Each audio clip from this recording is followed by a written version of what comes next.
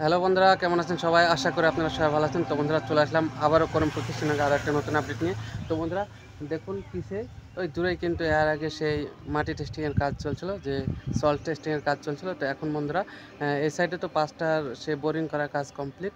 তো এবার রাস্তার ওই সাইডে যে 5টা বোরিং হবে, মানে সেই সয়েল টেস্টিং হবে, মাটি পরীক্ষা হবে, তো সেগুলা কাজ বন্ধুরা শুরু হয়ে গেছে। তো এখন আমি চলে এসেছি সেই স্পটে। এখন আমি আছি যেটা করিমপুর কৃষ্ণনগর যে জিপিএস 35 লেখা আছে, তো সেই জায়গায় এখন বর্তমানে আছি আমি। তো চলুন দেখাবো সেই করিমপুর কৃষ্ণনগরের সমস্ত কিছু আপডেট তুলে ধরার চেষ্টা করছি।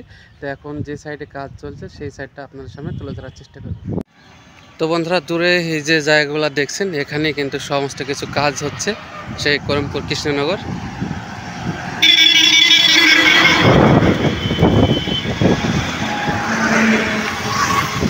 এই যে এই জায়গাটা দেখুন, এখানে কিন্তু সমস্ত কিছু সেই সয়েল টেস্টিংয়ের কাজ হয়েছে। তো এখন এই সাইডে কাজ চলছে। তো আমি আপনাদের সামনে তুলে ধরার চেষ্টা করছি সেই করিমপুর কৃষ্ণনগর যেসব কাজ চলছে। এখানে কিন্তু পূর্বে একটা কাজ হয়ে গেছে বন্ধুরা, দেখুন।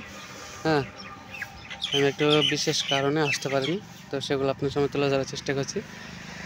আর এখানে একজন আছে, আর এখানে কাজ চলছে, দেখতে পাচ্ছেন দূরেই কাজ হচ্ছে সেই করিমপুর কৃষ্ণনগর সেই ট্রেন লাইনের সমস্ত কিছু কাজ, যে সয়েল টেস্টিংয়ের কাজ চলছে।